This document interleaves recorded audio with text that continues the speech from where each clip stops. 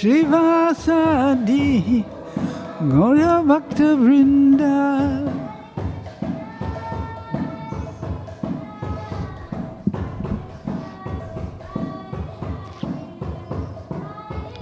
Thank you. Thank you. Hare Krishna.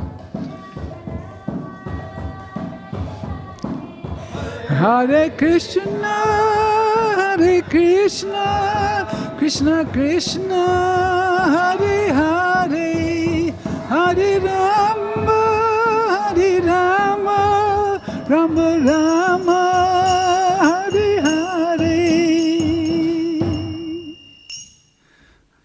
Jayam Vishnupad Paramahansa Jagattarini Osotera Sata Śrīmad His Divine Grace A.C. Bhaktivedanta Swami Śrīla Prabhupada Ki Jai.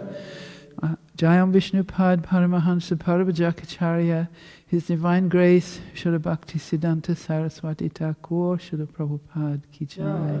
Ananta Koti Vaishnavrinda Ki Jai. Namacharya Śrīla Haridas Thakur Ki Jai.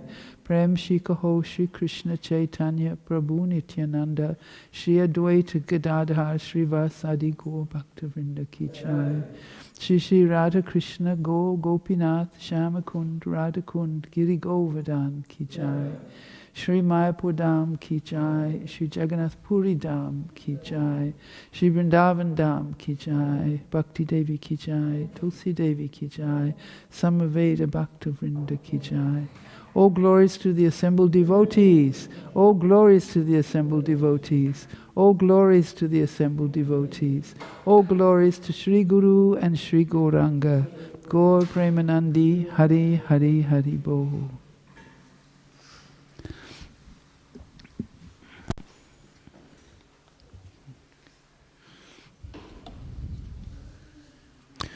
Nama Om Vishnu Padaya Krishna Prestaya Bhutale Srimati Bhaktivedanta Swami Iti Namane Namaste Saraswati Deve Gauravani Pracharane Nirvisesha Sunyavadi Paskatya Desatarane. Shri Krishna Chaitanya Prabhu Nityananda Shri Advaita Gadadhar Shri Vasadi Gaura Bhaktivinoda. Hare Krishna, Krishna Krishna, Hare Hare, Hare Rama, Rama Rama, Hare Hare. So today we've chosen another classic verse. A classic verse means that it's a verse that you can hear again and again and again, and every time you listen to it, you'll feel like, wow, I never saw that before. So this is Canto 1, Chapter 2, Verse 18.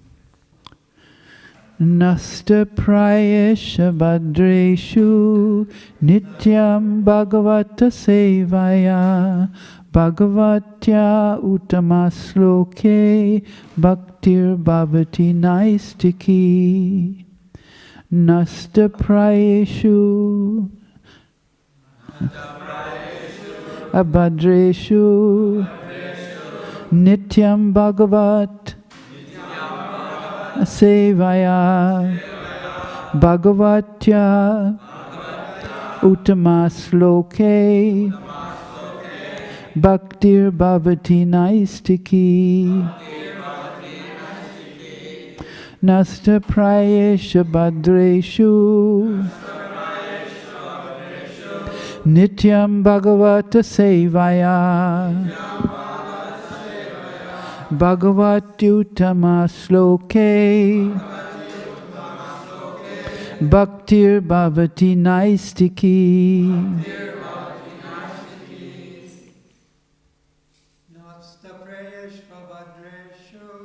Nasta prayesha badreshu nityam bhagavata sevaya bhagavati uttama sloke bhaktir bhavati naistiki. Nasta prayesha badreshu Nityam Bhagavata Sevaya Bhagavatya Masloke Bhaktir Bhavati Naistiki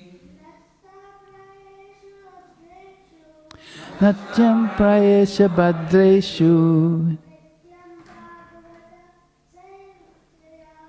Nityam Bhagavata Sevaya Bhagavatyutama Sloke Bhaktir Bhavati Naistiki Nastya Prayesha Bhadreshu Nityam Bhagavata Sevaya Bhagavatyutama Sloke Bhaktir Bhavati Naistiki Prayesha Bhadreshu Nityam Bhagavata Sevaya Bhagavatyutama Sloke Bhaktir Bhavati Naistiki. Ladies? Young ladies? Nasta Prayesha Bhadreshu Nityam Bhagavata Sevaya Bhagavati Atamasloke Bhaktir Bhavati Naistiki Nasti Prayesha Bhadreshu Nityam Bhagavata Sevaya Bhagavati Uttamasloke Bhaktir Bhavati Naistiki Nasta Prayesha Bhadreshu Nityam Bhagavata Sevaya Bhagavati Uttamasloke Bhaktir Bhagavati Naistiki. Nasta, destroyed. Prayeshu, almost to nil. Abhadreshu, all that is inauspicious. Nityam, regularly. Bhagavat, Śrīmad Bhāgavatam, or the pure devotee. Sevaya, by serving. Bhagavati, unto the personality of Godhead. Uttama, transcendental. Shloke, prayers. Bhakti, loving service. Bhavati, comes into being. Naistiki, irrevocable. Translation. By regular attendance in classes on the Bhagavat, and by rendering of service to the pure devotee, all that is troublesome to the heart is almost completely destroyed, and loving service unto the personality of Godhead, who is praised with transcendental songs, is established as an irrevocable fact. Please repeat. By regular attendance in classes on the Bhagavatam, and by rendering of service to the pure devotee, all that is troublesome to the heart is almost completely destroyed, and loving service unto the personality of Godhead, who is praised with transcendental songs, is established as an irrevocable fact. Purport. Here is the remedy for eliminating all inauspicious things within the heart. which are considered to be obstacles on the path of self-realization. So today our theme is overcoming obstacles. So please pay attention, because this is a wonderful verse.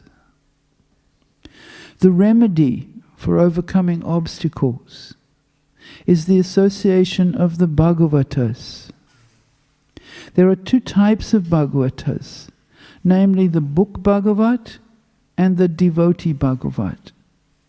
But both the Bhagavatas are competent remedies, and both of them, or either of them, can be good enough to eliminate the obstacles.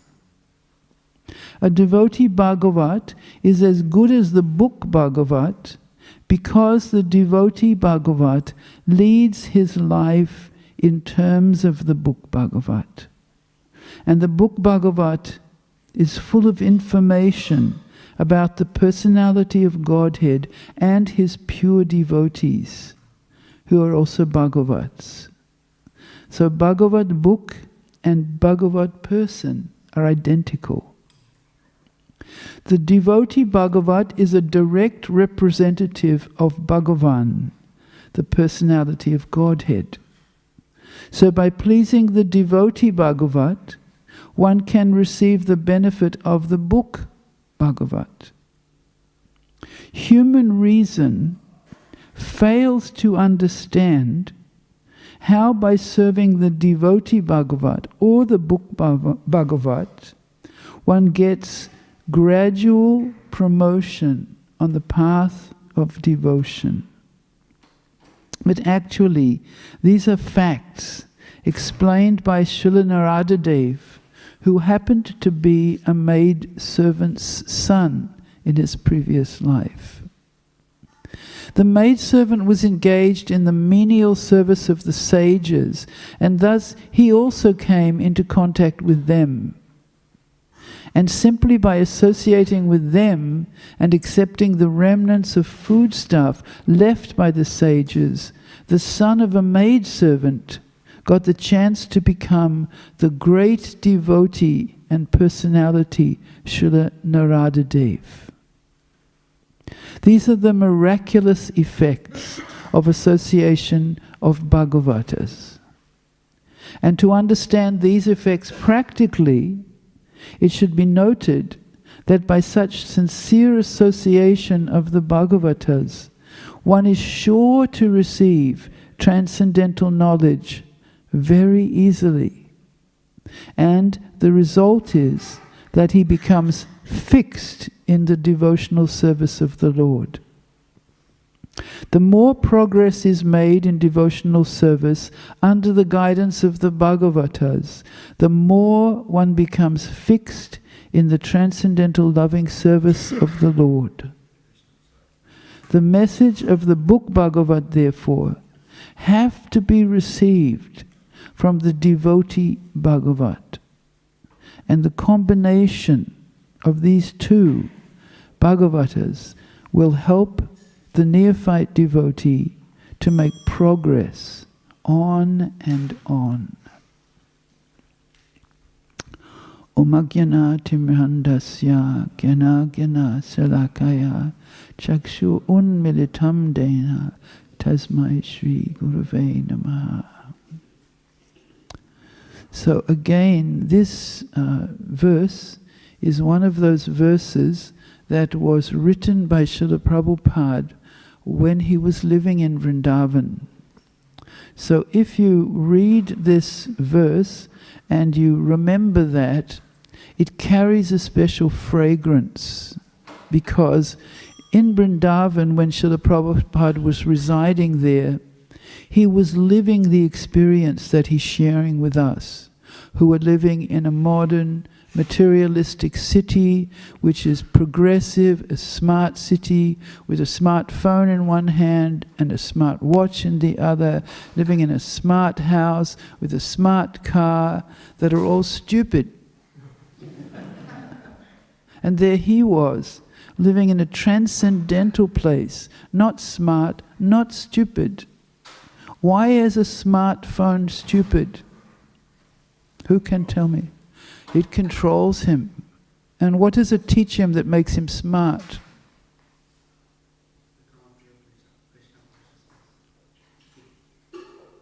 What does a smartphone teach you that makes you smart? It allows you to think you're the controller. What else does a smartphone teach you that's not smart?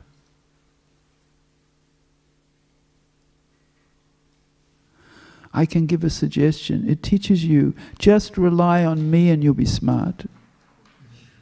And make sure that you get the latest model and it costs thousands of dollars.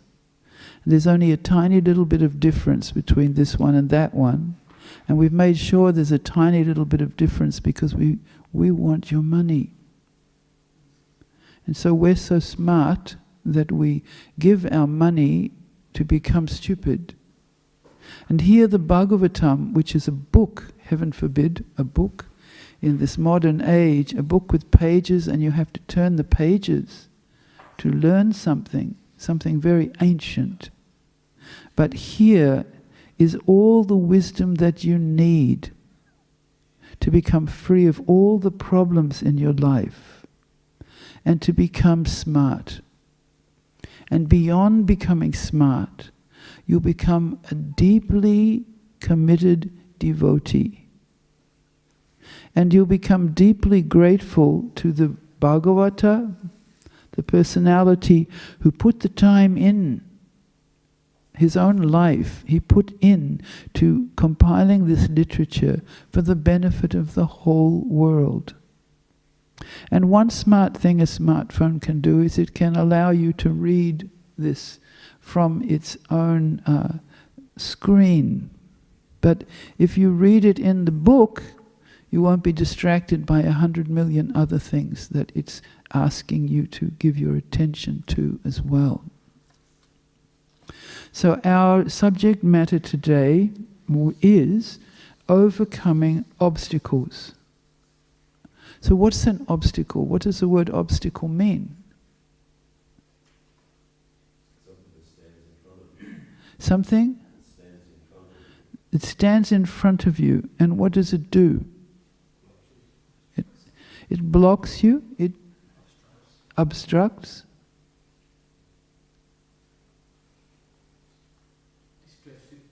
It causes distress to you?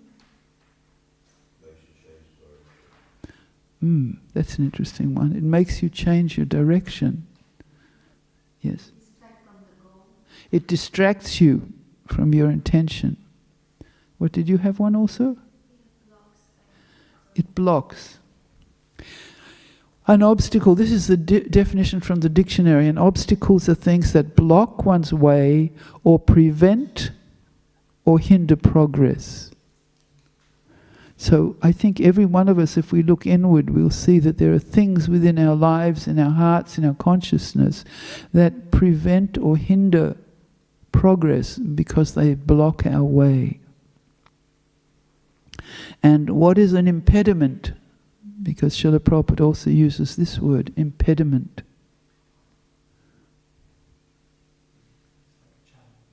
And challenge, yes.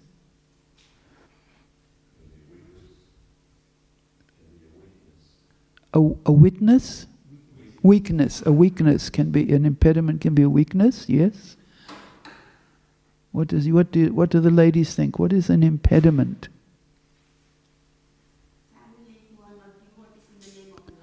Oh, there you go. Wait a moment, we're going to talk about some particular ones and you'll be right on spot. And an impediment is something that provides resistance or delay.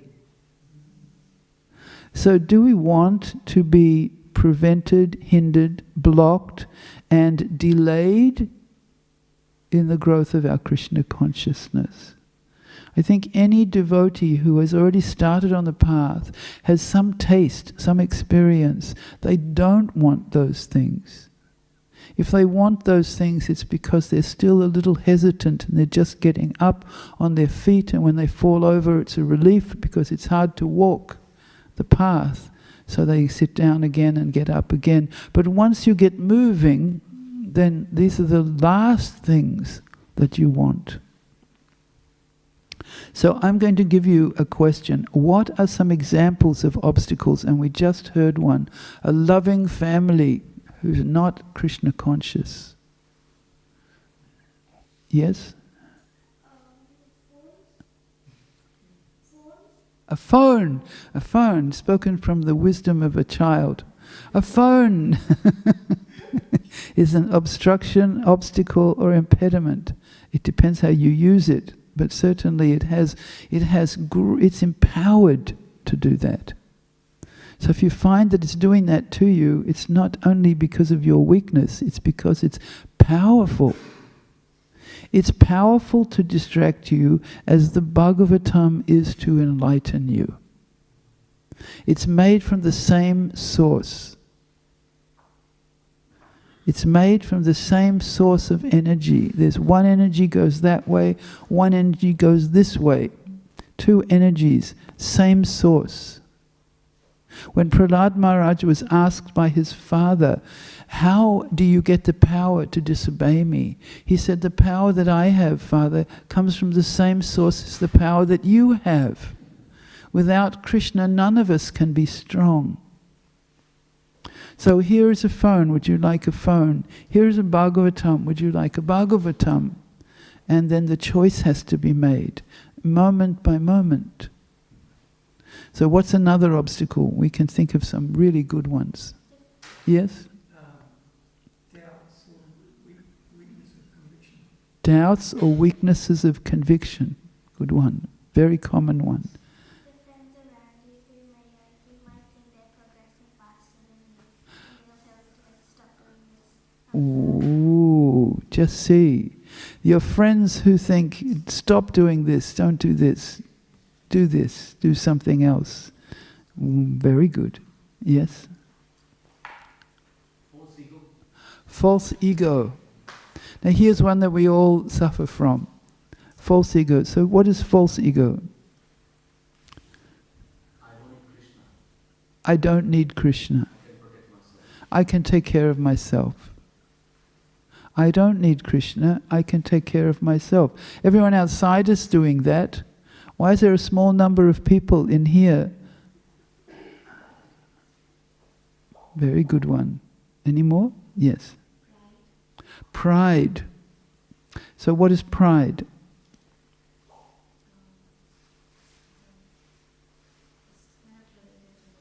Similar. I don't need Krishna. Yes, I'm quite capable. I'm the one who did this. I achieved these things. So they're mine. Krishna is remote. He's the remote control. But I did it. Yes. Any more? Yes. That's a big one. Attraction to the world. There's a reason why we're so attracted to the world. Does anyone know the reason why we're so attracted to the world? It's Krishna's world. Yes. What does that mean? He's created the fascination. He's created the fascination. You mean he's created the fascination, or he's also created the fascinating world? Yes. It's our natural tendency to get attracted. It's our natural tendency to get attracted. We have to be attracted to something. We are pleasure-seeking by nature. So if we turn this side, we see one thing to be attracted to, and this side, we see something else. Yes? Is it also because we want to enjoy separate? Definitely.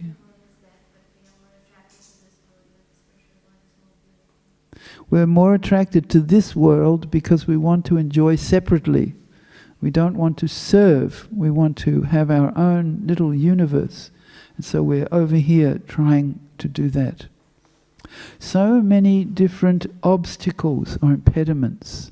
And each one of us can then look, just as we heard these ones about the friends and the family, so many of us can look in our own introspection of our own hearts, our own minds, our own journeys, and see even more subtle things based on the same elements, we have our own personal obstacles. Something that gets in the way and it creates delay. So I would like to share with you 3 obstacles and a little bit of what Srila Prabhupada says on them. And the first one is a very powerful one for me. It's called misconceptions. Misconceptions. So Srila Prabhupada loved to use this word. He would say to people, that is a misconception. This misconception was it was almost as frequent that he would say something was a misconception as he would say that something was bogus or somebody was a rascal. And you must all have heard Srila Prabhupada say, he is a rascal, this is rascaldom. That was a new word that Srila Prabhupada created, rascaldom. And it was due, in fact, to the fact that they had a misconception. So what is your understanding of what is a misconception? What does a misconception mean? The word mean? A mistake, maya, not true, right? Yes, not understanding truly reality. So Prabhupada said, all misconception is within our heart. Within our heart. Beginning from the wrong identification that I am this body.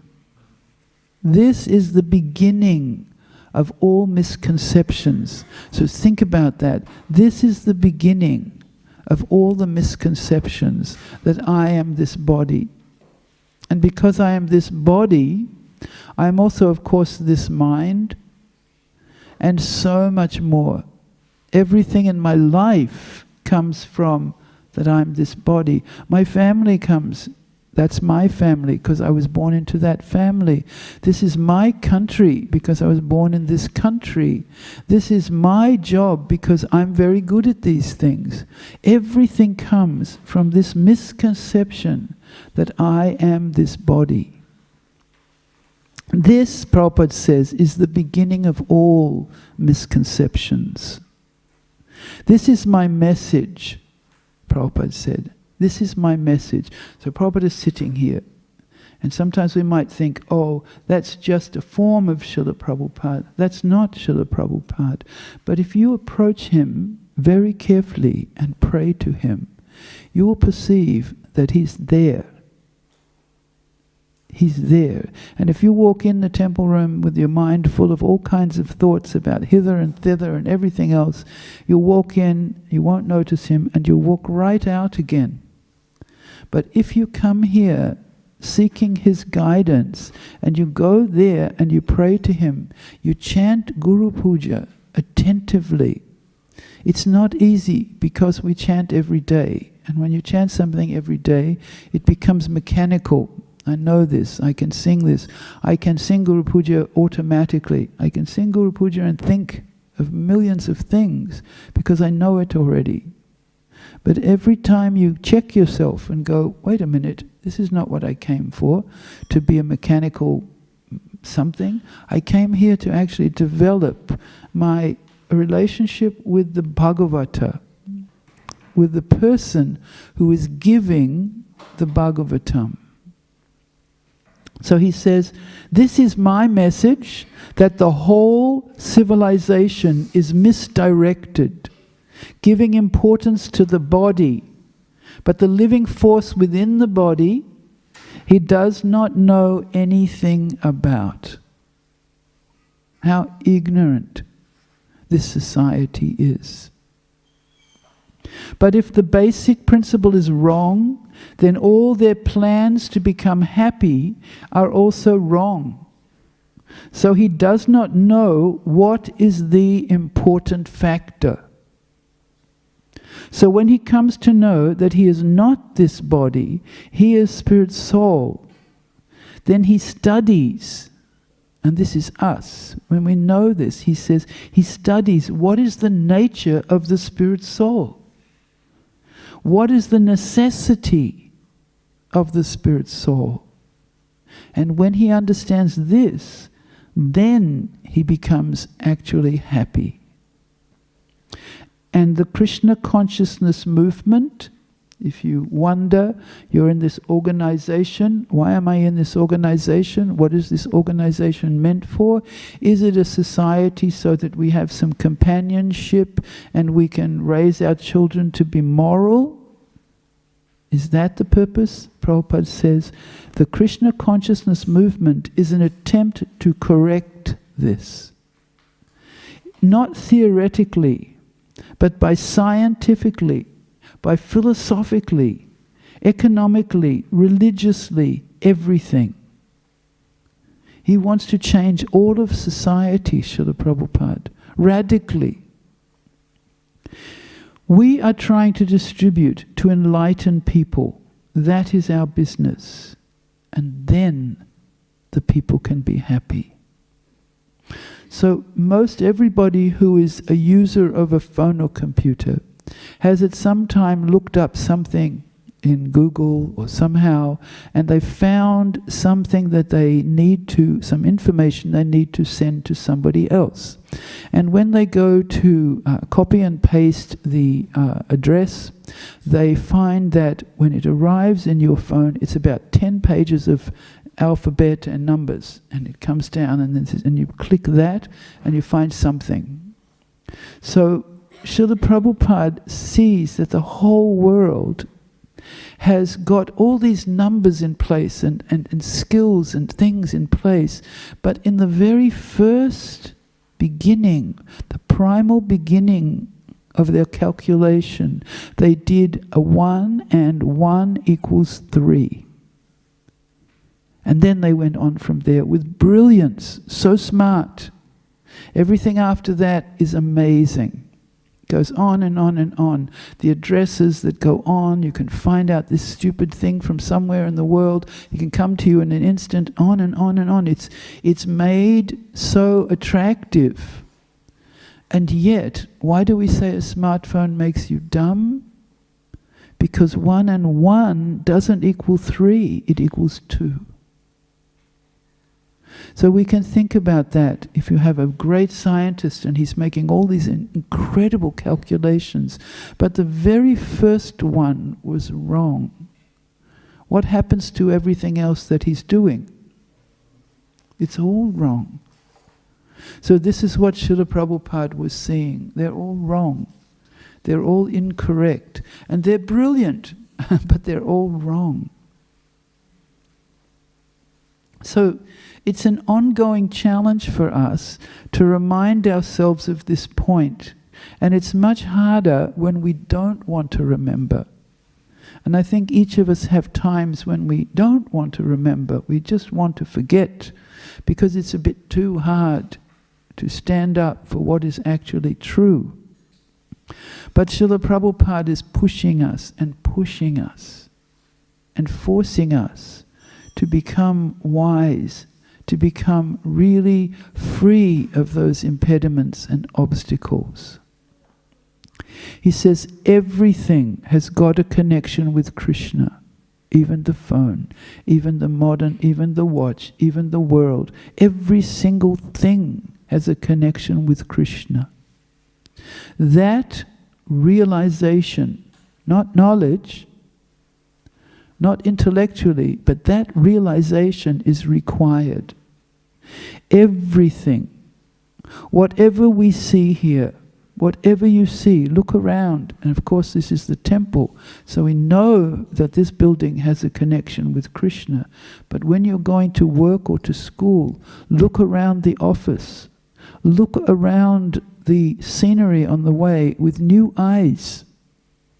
Not with the usual eyes which just think, oh yes, I know this place and here I am. But look at it again and say, everything here has a connection with Krishna. There's nothing that doesn't have a connection with Krishna. Whatever we see here, they are only perverted reflections of the reality. That's all. This perverted reflection I have tried to explain many times. Just like if there's a tree on the bank of a lake, you'll find the tree is inverted or pervertedly reflected inside the water.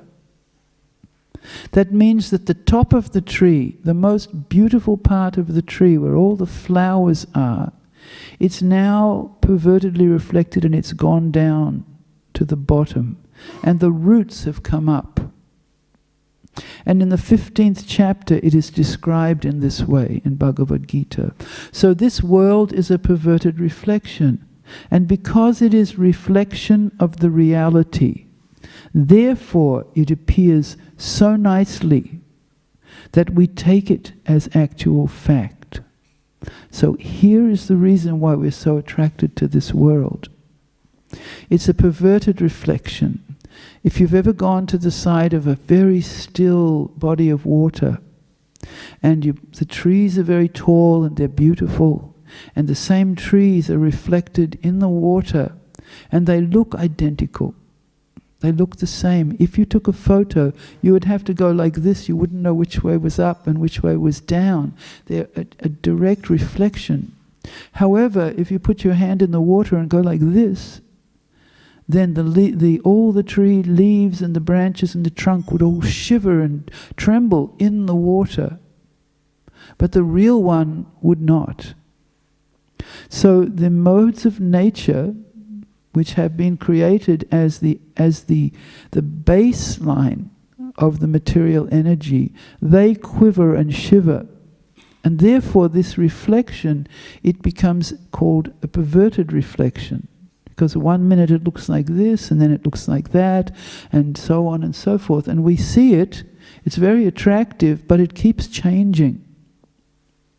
So when we begin to gain from the book Bhagavata and the person Bhagavata this understanding that this which I'm attracted to in this world, and again, not this beautiful temple, but outside, it is beautiful. But it's an image reflection of something that's divinely beautiful.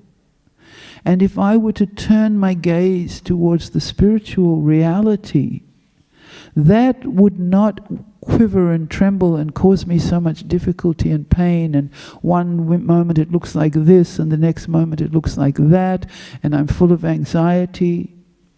And somebody asked me yesterday, and they were very happy, they told me their life is very good, and then they said, Mataji, I'm full of anxiety. What should I do? Because they had a nice life, and they're full of anxiety. And I was down near St. Kilda a few days ago, and there were people there who were having hellish lives. They were battered by the force of the mode of ignorance. And they were looking so, they didn't look like human beings. They were so downtrodden. That person and this person are actually, neither of them are satisfied. The one who has a wonderful life full of anxiety, or the one who sleeps on the street and perhaps has no anxiety because they have no brain left, because they've damaged it so severely with intoxicants. So we feel sorry for that one and we envy this one. But Srila Prabhupada says no. This world is a perverted reflection, and because it is a reflection of the reality, therefore it appears so nicely that we take it as fact. That is called what? Illusion. Yes, that is called illusion. But if we understand that it is temporary, I should not be so attached. It is temporary. My attachment should be to the reality, not to the unreality. So reality is Krishna, and this is also reality. The material world is also reality. It's not unreality in the impersonal sense, but it is temporary. And so we have to get ourselves out of the temporary into the reality.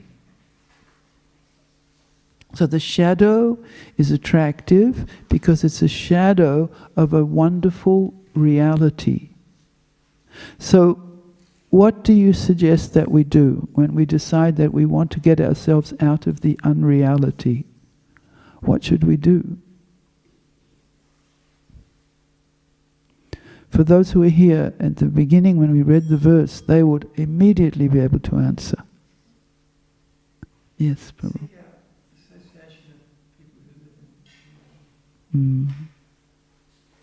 We need to seek out, what were you going to say? Seek out the pure devotees. Yes. We need to seek out those who are living in reality, because they can tell us what it's like. So Prabhupada, now, my second one I talked about was misconceptions, and Prabhupada mentioned that the misconception is within the heart. And another one I mentioned was fear. Fear. The Supreme Lord is the Supreme Soul of everything, and therefore in Him the supreme conception of affection is realized. The supreme conception of affection. This conception of affection is due to the relationship of soul to soul. Soul to soul. Note that Prabhupada doesn't say body to body. He says soul to soul. A father is affectionate to his son because there is some relationship of nearness between the son and the father.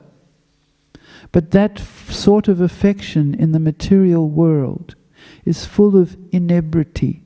So inebriety or inebriety means it has many defects. There's still things that don't quite work properly in the material world. In fact, Prabhupada said it is full of inebriety. And therefore, if you read so many stories of fathers and sons in conflict, when the personality of Godhead is met, the fullness of affection becomes manifest because of the reality of the affectionate relationship. He is not the object of affection because of some material tinges of body and mind, but he is the full, naked, uncontaminated object of affection for all living entities. Uncontaminated, clear, no impediments, no obstacles. Because he is the Supersoul or the Paramatma within everyone's heart. In the liberated state of affairs, the full-fledged affection for the Lord is awakened. So here we are, and we're on a path, and we're at various stages of that journey. And at each stage, there's something or another that we have to confront as an obstacle. And if we confront whatever it is, and we remember the goal of where we're trying to get to, we proceed on that journey forward. And if we forget what it is we were doing, we wake up in the morning and say, what was it I was doing again? Oh, let me do something else today. And we forget, we go back to sleep in the material sense. Then we lose touch, temporarily at least, with what is actually the source of all our happiness. Prabhupada says, as such there is an unlimited flow. This is describing what it's like when one comes in touch with Krishna, all obstacles removed. There is an unlimited flow of everlasting happiness. Now, when I was younger, I used to think, because I was not raised a devotee, I used to think that sounded boring, to be happy all the time. It would get monotonous, you know, like you'd be happy, happy, happy, happy, happy. You think, what's it like to be sad? I'd like to try a different flavor. This is kind of getting smiling. Because I was raised in a culture that didn't have any, it was ignorant of the subtle nuances of spiritual eternality. So therefore it sounded boring. It sounded to me like, oh, it would be Sunday every day. And then I'd like to do something bad, because it's so boring just being happy, happy, happy, happy. So with this limited understanding, then I went and found something bad to do. And of course then the unhappiness comes, and then you long for the happiness, and therefore your life goes happy, sad, like this. But then, coming in touch with Srila Prabhupada, I began to understand, particularly if you read the Nectar of Devotion, there you hear about all spiritual emotions, and the most extraordinary thing for us is that those spiritual emotions are the same ones that we're feeling here. So we can confuse in the beginning that, oh, it's just the same as here. But as we advance, we begin to say, oh, this is a shadow of that. So, as we experience here this, Prabhupada says, an everlasting flow of happiness without any fear. Fear, we mentioned before, was anxiety also, of its being broken. That I'm loving and trusting Krishna, and around the corner he's going to leave me. And I'm going to have wasted all the time that I put into this journey. That fear is now removed. As we experience fear in the material world, the relationship with the Lord is never broken. And thus there is no grief or no fear. So we might say, how come I feel grief and fear? And the answer is because you're not yet fully conscious of this relationship. And that's what your work is to do in your life. Such happiness is inexplicable by words, Prabhupada says. Can't really describe it. It's so exquisite. We don't have words that come up to explain this. And there can be no possibility of generating happiness simply by fruitive activities, or gaining something, losing something, gaining something. That no longer seems very happy. But we must also know that this happiness, this unbroken happiness, exchanged with the Supreme Person, the personality of Godhead, is described in this verse, transcends the impersonal conceptions of the Upanishads. So if we want to get this quality of happiness, this high level of bhakti, then we have to follow the example of Srila Prabhupada, the teachings of Srila Prabhupada, as best we can. And wherever we are, as we're trying to journey forward, Krishna is there with us. In the form of Paramatma, he's there with us, and he's very much eager to get us to move home, to come out of this place. One time I heard a story by a lady, and she was telling about how her son decided to commit suicide. And she was describing how he planned everything, and he planned to go up on a roof of a particular building.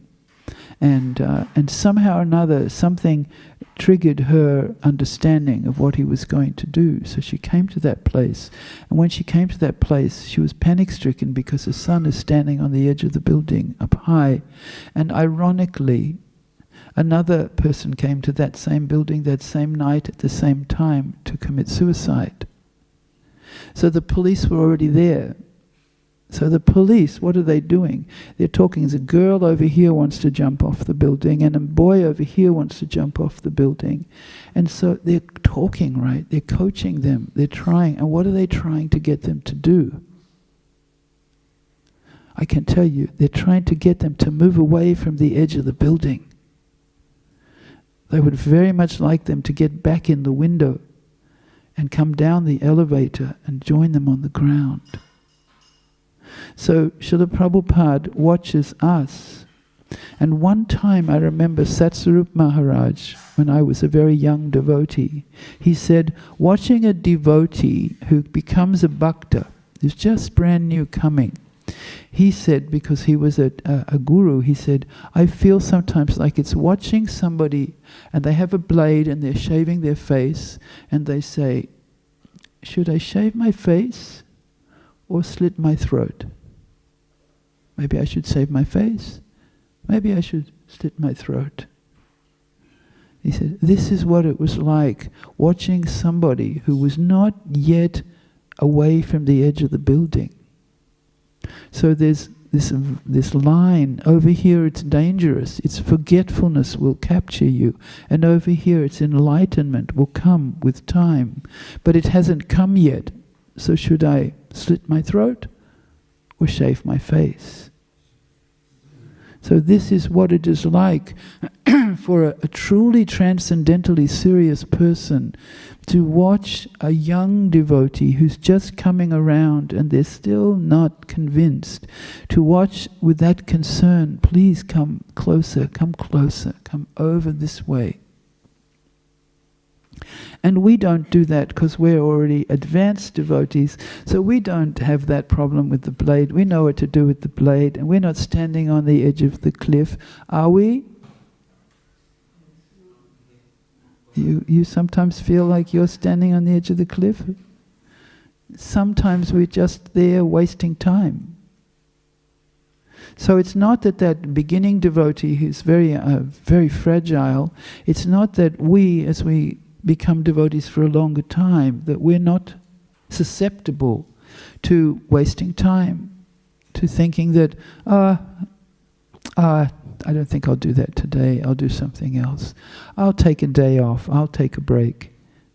And Srila Prabhupada is there saying to us, please, please, keep moving forward with your Krishna consciousness. Now I will read you one other nice quote that I found. This was written by a devotee called Ravindra Sarup, who was one of Srila Prabhupada's special devotees. He has a PhD, and I think in religious studies, and he was an excellent writer. So he wrote this: Krishna means all attractive, and in fulfillment of his name, he revealed himself to incite us to revive our lost relationship with him and enter with him into these eternal pastimes of love. In this way, he shows us what it fully means to love God with all our heart, soul, and mind. Yet, most of us cannot perceive directly or experience the spiritual quality of these transcendental pastimes and feelings. They are revealed, made available, yet we do not fully apprehend them as they are. We might be looking at spirit and seeing only matter. That was what convinced me I should keep this quote and read it, because when we look at the deities, I may be looking at the deities, but I'm not seeing spirit. I'm seeing matter. I'm seeing something, but I'm not seeing reality. Here it becomes necessary to touch on a delicate point. So this is for us, for those of us who are already very strong, steady, and stable. God reveals himself to us as we surrender to him. To surrender to God means to withdraw our interest and our desire from everything that is not God. Full surrender means God and God alone is our end and our means. We must devote to him all our heart, soul, and mind. Such purity is required. This is a high level. Of course, God also allows for partial surrender. This is our level. In hopes of gradual advancement. In every religious tradition, there is scripturally sanctioned material enjoyment. That is, involvement in things other than God. Since this materialism is restricted and regulated, this is the process that we're on, it is in that respect good. So we're on the level of partial surrender, and therefore you see that we immediately get attracted to something or another at some particular moment. But the hope is that we will keep coming back, and we will regulate and restrict and restrain ourselves from things that are going further and further away from our intention and our goal. But ultimately, that too must be given up. Prabhupada says, abandon all materially motivated religion and surrender unto me, Krishna says. To resist this request on the grounds that our materialism is scripturally sanctioned is to make good the enemy of best. Good, the enemy of best. We simply retard our progress on the spiritual path and remain more or less unacquainted with the personality of Godhead.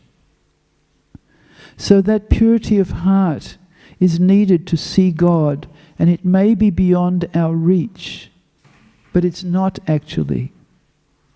For Krishna did truly reveal himself, and the same scripture that transmits that revelation to the world, the scripture that transmits a revelation of who Krishna is to the world, that Śrīmad Bhāgavatam conveys that at the same time the process to purify us so that we can receive the revelation of Krishna. And that process is the practice of devotional service centered on hearing the pure narration of the glorious pastimes of God. So now let us go back to our verse for today and hear it again, because now we will understand the importance of it. By regular attendance in classes on the Bhagavatam, and by rendering service to the pure devotee, all that is troublesome to the heart is almost completely destroyed. Imagine that. Wouldn't that be amazing? That all the things that give us trouble, all those obstacles we mentioned, they're gone. They're not there anymore. There's just like a pull, a magnetic force that's causing us to move towards Krishna in our real, in our being ourselves, not in illusion. And loving service unto the personality of Godhead, who is praised in transcendental songs, is established in our hearts as an irrevocable fact. So irrevocable means nothing can break that. Nothing can get in our way. There is now, at this level of Krishna consciousness, there are no obstacles. It's irrevocable, unbreakable, permanently there. We might as well say that we're on the threshold of returning to the spiritual world. And do we think that's a far cry? It's like a fantasy, it's so far away. We may think like that, and there are days when we all think like that. But the truth and reality is that it's not very far from any of us. We just have to turn to Srila Prabhupada and say, this is beginning to become my reality. I want this. I want to re-establish my relationship with Krishna at the deepest possible level. Can you help me? And you will see so much help will come almost instantly that it will amaze you. So if it's a day when you're not feeling like that, you're feeling like distracted and confused, tired, busy, sick, you should pray that somehow or another one day like that will come for me. And when it comes, I really, really, really want to take it seriously. So do we have any questions, any comments? We're running very late, I must apologize. But do we have anything? Yes, Pramakund. Hare Krishna Mataji. Hare Mataji, Krishna, Prabhu. here it says, whatever is troublesome to the heart is almost completely destroyed. Yes, It doesn't say completely destroyed. correct. And we see, when we start our bhakti practice, initially it might be easier, but as we go on, the material desire, the misconception to enjoy, Yes. it becomes even stronger and stronger. So it becomes tougher. So it's challenges are different. So Well, there's two things there. One is that those material desires were always there. They're not new ones. They're the same ones. But it's like if you have a big suitcase and you're taking things out of the top of the suitcase and you're putting them away. But it's deep. It's a big suitcase. And so you find there's more of this and more of that, and you have to put those things away too. So it's not that the desires that are coming up now, as we've been a practitioner for some time, that they weren't there before and they've just popped into the suitcase of our heart and consciousness. They've always been there.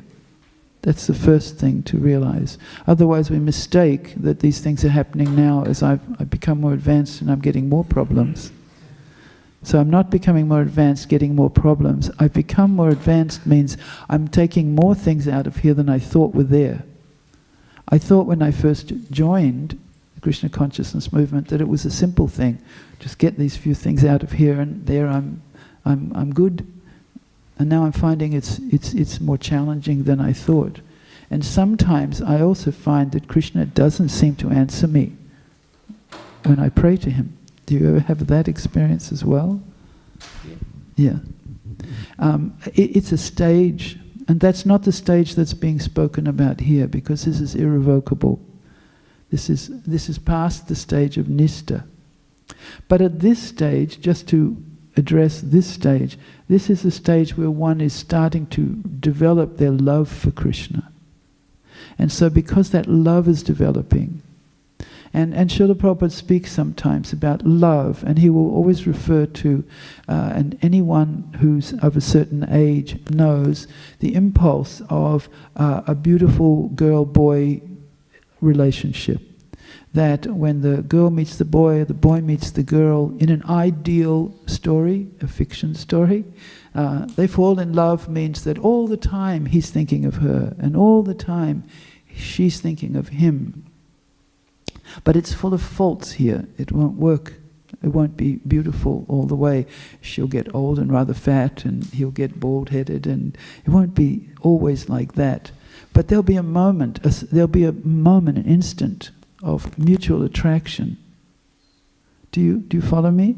Mm-hmm. So if you could take that moment of instant attraction, and you could say, that kind of attraction for Krishna, it remains like that. Every time I think of Krishna's name, I thrill, because, wow, he's so beautiful, and he looked at me, that kind of attraction remains like that. So we're not there yet. We're working with the anarthas. We're trying to subdue the material desires, or to satisfy them in a modest way that's not going to harm us. We're struggling within the material phase of the journey of Krishna consciousness. So when it says that it's almost, all that is troublesome to the heart is almost completely destroyed, that's a few stages on from where we are now. We're practicing to get to that point. And so, as I said, there's another thing under there. There's another problem, it seems like. Oh, I didn't know I had that. And still we're asked to keep the same process going. Don't change your process when you become a little surprised that it's a little bit more extensive than I was anticipating. But when it gets to that point, when it's destroyed almost completely, we won't have those things coming up. One last thought, one last problem, one last interest, Because, why? Because the other side has already arisen. The attraction to Krishna has already come into place. And that's what's lacking for us now. Do you understand? Partially. Partially, yes. But you understand the attraction for Krishna hasn't fully arisen in your heart? Mm-hmm. Yeah? I understand the attraction for Krishna hasn't fully arisen in my heart, and so therefore I have to give myself more time. I have to put more effort in on the process. But I need to know what is the process. And the process is hearing about Krishna, even when your mind wanders and you can't really see the value of that because still there's other things that are churning. The process remains the same. The practice remains the same. But we take steps forward and forward and forward. And we need guidance, we need association and so forth to do that. But the process, it's powerful and it works. And so Srila Prabhupada came before us and exhibited what it was like to be residing on that level of consciousnness, never coming down to the level of consciousness that we struggle with. And it was awe-inspiring, and it was also a bit frightening because we weren't there yet. And he it seemed like we had to come to the Bhagavatam class, and when he spoke, he would speak very, very strong, authoritative, realized words. And then when we would go out for breakfast, we'd forget it all. Right? We'd just forget it and go on with our day, but he didn't. And so it was a little bit unnerving that, do you mean I have to keep this mood in the Bhagavatam class all day? I don't think I can do that. Of course, we were very young at that time, so we didn't have behind us the understanding of the process that he was sharing with us. So you may be journeying towards this wonderful place. So hold on, don't become disheartened when more stuff comes to the surface. And take good advice from people who have heard about that, done that, seen that, and they say, oh yeah, I know about that, try this, try that. Like we do with our health, we go and find from somebody who has found something that might cure something that we're suffering from. Okay? Hare Krishna. Any other questions? Yes. Hare Krishna, Mataji. Thanks for the nice class.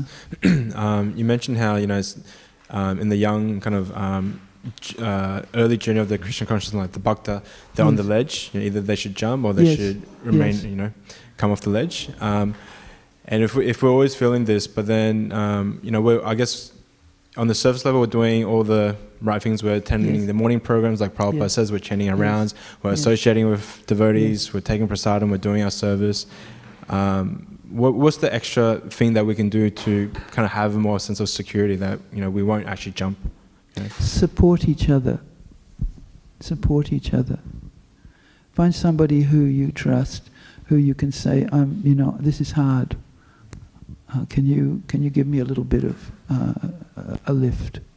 Support each other, because that's the tendency is not to support each other, to get lost in our own struggles, and think no one understands this, whatever I'm going through.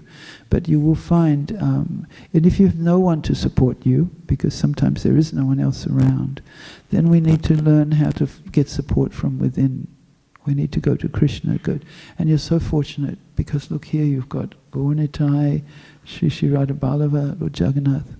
They're the ones that will support you in the end. So train yourself when you have a problem to come to see the deities. And then you've got an incredible habit in place. Because life will present you all these different things. It's a journey. So when you come in and you say, I'm really struggling with this, and then you notice something change, just even a shift in your own thinking, or you notice that somebody walks in the door and says something nice to you, any little sign, you attribute it to the fact that I asked for help here and help came. And we build our confidence in that. And this will be the most valuable habit, practice that can support you throughout that journey. Thanks so much. Good question. Any other? Thank you. Hare Krishna, Mataji. Hare Thank Krishna. you for the nice class. Mataji, you mentioned how the biggest conception in this material world is like we're the body, and we relate everything to the body, like my family, my things. Yes. But Mataji, I like to ask, we see whatever services we do, like reading the Bhagavatam. Say again. We see whatever services we do in Krishna consciousness, like Yes. reading Śrīmad Bhāgavatam, Yes. chanting, we're using our body to do it. So is there a way like we can read Śrīmad Bhāgavatam by the soul? I mean, how can we do it? What a beautiful question. Question is there a way we can read the Bhagavatam as a soul instead of reading the Bhagavatam as a body? Wow. That's a beautiful question. You see, when you see somebody else has a beautiful question, we should think, oh, I'd like to have a beautiful question like that. I'd like to think like that. And in that way, what happens is then the answer comes to you as well. Just like, before I answer your question, just like Arjuna, right? Arjuna is there on the battlefield in chapter 1 of the Bhagavad Gita. This is interesting. The more you can identify with Arjuna, rather than sort of make fool of him, Arjuna was so foolish, he had this desire and that desire and so on. The more you can say, oh, that's just how I feel. I'm attached to my family. I don't know what's right to do. I don't know all these things. The more deeply you identify yourself with Arjuna, you look at that in yourself, the more that Krishna's answer will impact you. Because Arjuna was there vulnerable. He's saying, this is who I am, and Krishna's saying, this is my answer. So if you can identify with him, then the answer will be relevant to you. Whether you're a new devotee, or a little girl, or whoever you are. Because as we're saying, the body is not really you, and the soul within is profound in everyone's case. So how do I read the Bhagavatam as a soul rather than as a body? Well, I have to think, first of all, that this is the most wonderful thing in the world. This Śrīmad Bhāgavatam is the most wonderful thing in the world. And I don't understand it, because I'm relating as a body, and so I just see it perhaps as a book. But this is transcendental knowledge. This is the beginning. It's like as if a trapdoor opened in the roof, and you looked through it and you could see the spiritual world. And all of a sudden it's real. There's a spiritual world. And if you saw there was like a ladder coming down, like a step ladder coming down, and you're thinking, I want to go there. The Bhagavatam in its essence is like that. It's bringing the spiritual, making the spiritual world available to us. And even though at our level, I'm reading the Śrīmad Bhāgavatam as a mind and a body, so I don't have that experience. I have another experience, I go to sleep. I have a hard time remembering things, and so on, which we most definitely will have sometimes. Still, I know, some part of me knows that the Śrīmad Bhāgavatam is like the spiritual world, just above the temple. And this book is telling me how to go there, and it's secret. It's just for me. Krishna's come just for me to tell you. He's got his eye on you, and he wants you to come with him. And then you'll hold this book like it's treasure. Because now you're reading it like a soul. If you're reading it like a mind and body, you won't have that experience. But it is available there. And Krishna is just waiting for a moment when you read his book like a soul, and then he'll do that to everyone. Come. So then, what do we do next? We have to reread and reread. We have to let it come inside ourselves, so we think like that. And that's why it takes time. That's why, to encourage you, Brahmakund, and also to the younger boys who are here, it takes time for saturation to occur. It doesn't happen, the saturation doesn't happen overnight. We make the contact, and immediately there's an electrical charge. We know this is real, I'm going to do this, but it's going to have to seep through all of our consciousness. And so that's why patience is one of the qualities that is recommended for us. Eagerness, and the eagerness when you see it open, wow, I'm so eager. But we still have to be patient that sometimes it's not there, but it is there. But I'm not yet able to see it all the time. Yeah? Thank you. Any other questions? All right. Thank you so much. Hare Krishna. Oh, I have here a we go. question. Yeah. Yes. Thank you for the please. nice class. I have a question. It's like the process. They say when you do rendering service and all that troublesome is removed, eliminated almost or completely, something like that. But I met a couple of people, they say that if the process is working, like if you take two devotees, one devotee has practicing for so long, yes. And when some provoking situations or some disaster happen, the envious, jealous... Disaster happens. They've been practicing for a long time, for a long disaster happens, yeah. Yes. But they are envious, jealous, yes. all that, yes. everything is there. Yes. They have been practicing this for so long. Yes. The other person practicing and like all that is removed. If yes. the process is working, why it's working for one and one not working? And I read the Prabhupada's book, he says that the process like chemical, test in the laboratory. So yes. if you don't do the process right, no matter yes. how long, you won't get the results. Yes, yes. But they say if the process is like, if the mantra is working, it should work for everyone. They have been chanting for so long. So what's the answer? Because that person, he decided not to practice because he's living all the mode of goodness, but not exactly believing all the words because he is thinking it's not working. Yes. Yeah. Well, you see, the thing is that the mode of goodness and the beginning of the practice, to an untrained eye, they seem similar.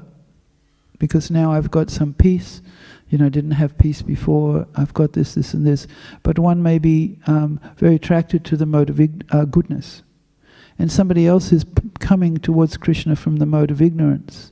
And so that's like a greater challenge in one sense.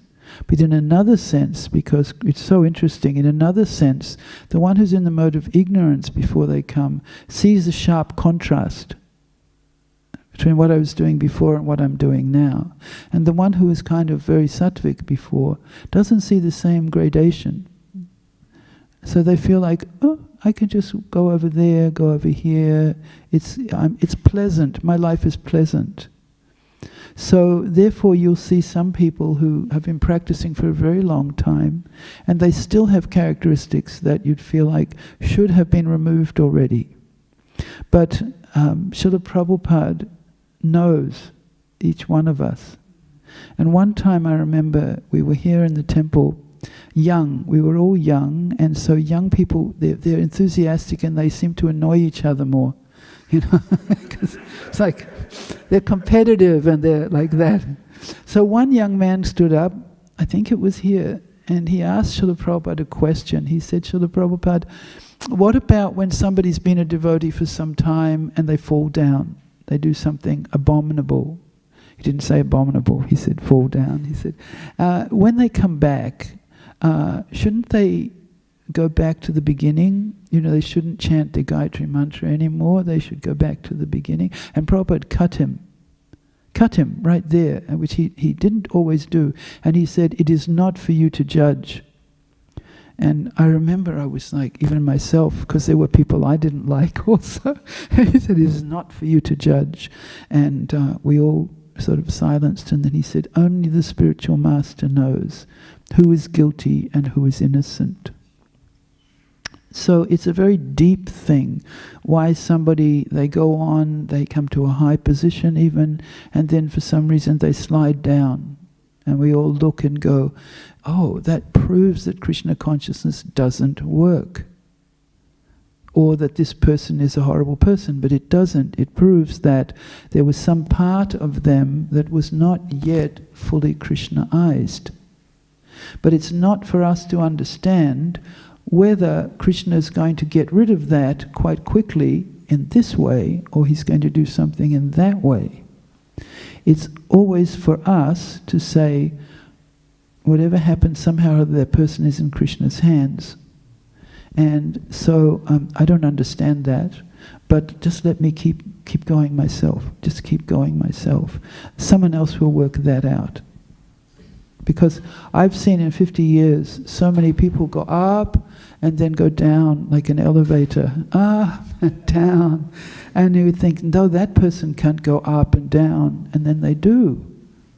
And then you have to say, well, what do I do here? Do I stop to myself? Do I say this doesn't work? Or do I say, well, that person must have chosen to go down the elevator at that particular point, and Krishna will take care of that. Thank you so much.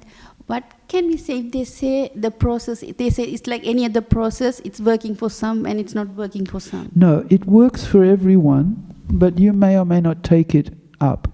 You may only take it 10%, and you will get 10% of the efficacy will come to you. But it works equally for everyone, because what it is we all have the same potential. We might think not, this person's very bright, they have more potential than me, but that's because we're making that 1 and 1 equals 3 misconception that this is me, and I'm not very good at this, and I can't do that. And so what the Bhagavatam is saying, don't stay there, come to the understanding. I read one quote where Prabhupada was speaking, I didn't bring it, but he said, he was talking and talking, and then he said, you do not understand that you have immense freedom. And he's talking to, I don't know who, because it was in 1965, so he may not be speaking to very many people. But he said, you have immense freedom, immense power, almost on the level of God. Now when he said that, he wasn't talking to you and no one else. He was talking to everybody that was there. And he was seeing them like that, each one of them, because we're not this frail body, we're the soul within the body. We all have immense freedom, immense power, almost on the level of God. Now that's what we're trying to uncover, we're trying to get free of the misunderstandings. But the potential of the process and the potential of the result is equal for all. Even the trees, even the birds, even the animals.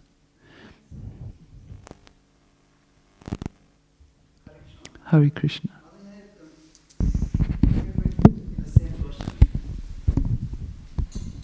Hare Krishna, Mataji. Yes. Mataji asked, I had a little bit same like question. So how we can change the fault-finding mentality? Gain more knowledge, gain more understanding.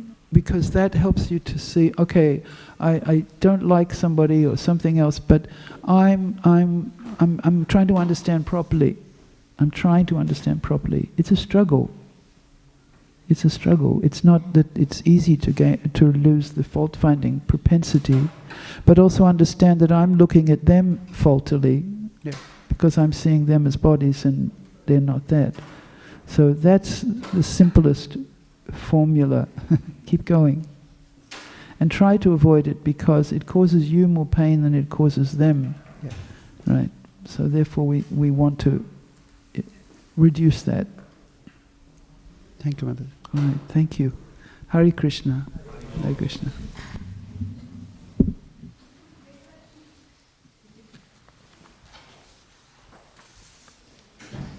Hare Gopal. Yes.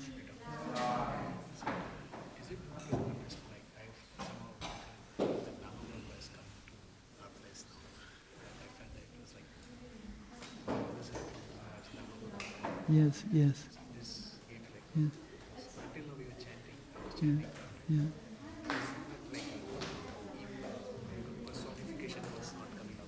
Wow, wow.